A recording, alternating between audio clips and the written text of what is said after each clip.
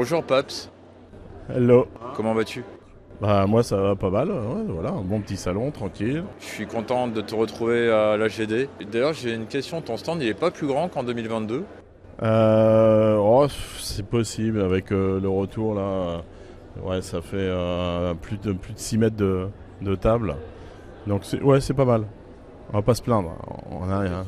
Et qu'est-ce que tu penses pour le moment de cette nouvelle édition de l'AGD? Bon, le samedi était pas mal, là, bon on est dimanche matin, c'est un peu plus calme mais c'est normal.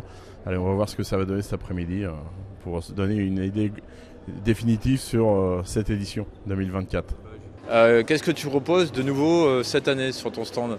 Alors sur mon stand cette année, j'ai des Shogun Jumbo avec notamment Goldorak, Mazinger, Geki. J'ai également en nouveauté des Biker Mice from Mars.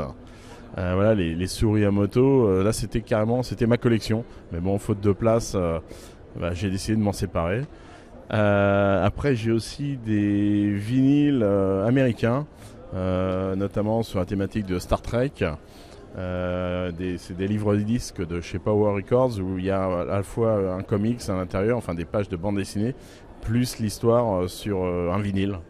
Voilà, c'est les nouveautés principales de cette année. Comment se porte l'association Action Toys? Action Toys, on continue notre petit bonhomme de chemin. D'ailleurs, on organise à Bruxelles le 2 novembre une bourse Action Toys qui va se tenir dans les musées Toy Discovery Museum et Pixel Museum, qui sont nos partenaires, sachant que Richard Blin, notamment le patron du Toy Discovery Museum, est le président d'Action Toys. Voilà. Et pour l'occasion, ça va être une entrée gratuite aux deux musées. Donc voilà, c'est l'occasion d'aller faire un petit tour à Bruxelles et de découvrir. Parce que bon, t'es un chineur finalement, puisque est-ce que t'as trouvé cette année quelque chose que tu cherchais depuis des lustres ou pas? J'ai trouvé quelque chose de très très sympa.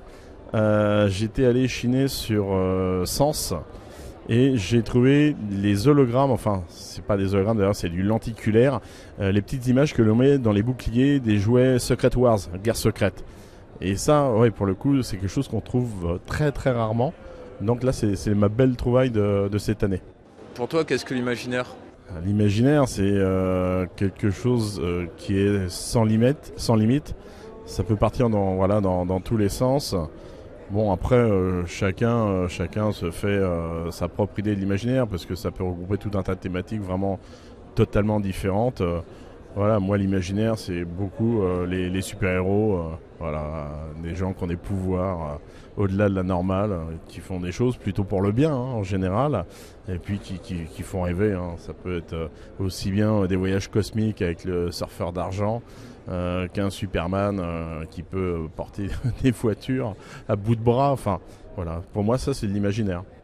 L'imaginaire, ça t'apporte quoi dans ton quotidien? De mon quotidien, une bonne bouffée d'air pur, voilà, de l'évasion. Parce que bon, le quotidien, honnêtement, un peu comme tout le monde, quand on regarde les infos, il n'y a pas beaucoup de bonnes nouvelles. Donc ouais, ça permet d'avoir une respiration au quotidien. Je vais poser exactement la même question qu'avec Claude. Tu préfères les anciennes figurines, par rapport aux figurines faites en imprimante 3D? L'impression 3D, je trouve ça intéressant pour des choses qui n'ont jamais existé. Je trouve ça intéressant pour compléter des jouets qui existent, qui ont été produits en usine. Après, je suis pas un énorme fan de l'impression 3D. Donc moi je préfère effectivement les jouets anciens, ou ça peut être même des jouets récents. Voilà, mais l'impression 3D, oui, mais à petite dose. Quel message aurais-tu à dire aux organisateurs de l'AGD? De continuer surtout, parce que voilà, c'est organiser un événement comme ça, on voit qu'ils y mettent vraiment du cœur à l'ouvrage. On est à chaque fois super bien reçus. Donc là c'est top. Mais après voilà, continuer la communication, parce que organiser quelque chose c'est bien. Si on n'a pas les visiteurs, c'est vraiment dommage. Donc il faut continuer de communiquer. Bon, moi je relaie sur tous les groupes où je suis, enfin en tout cas en tant qu'administrateur ou modérateurs, voilà, pour que ça vive. Mais en tout cas, faut qu'il continue, ça c'est clair.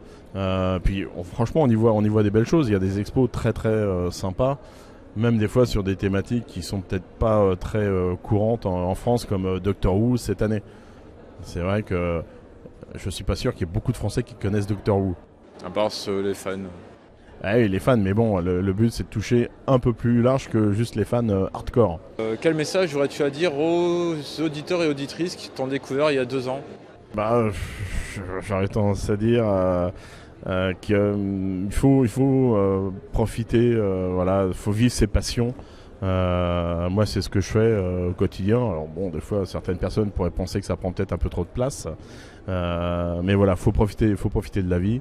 Et voilà, tous ces instants que l'on peut vivre en tant que passionné, entre passionnés, collectionneurs, avec les autres exposants quand on vient comme ça sur un salon, c'est des moments importants, des moments de convivialité. Et il faut profiter de tout ça. Écoute, je te remercie d'avoir répondu à mes questions. Et je te dis à mi-jeune, tu es là ? Merci à toi. À mes jeunes, normalement, oui. Je devrais y être. Ça marche. À bientôt. D'accord, j'essaierai d'être là. À bientôt.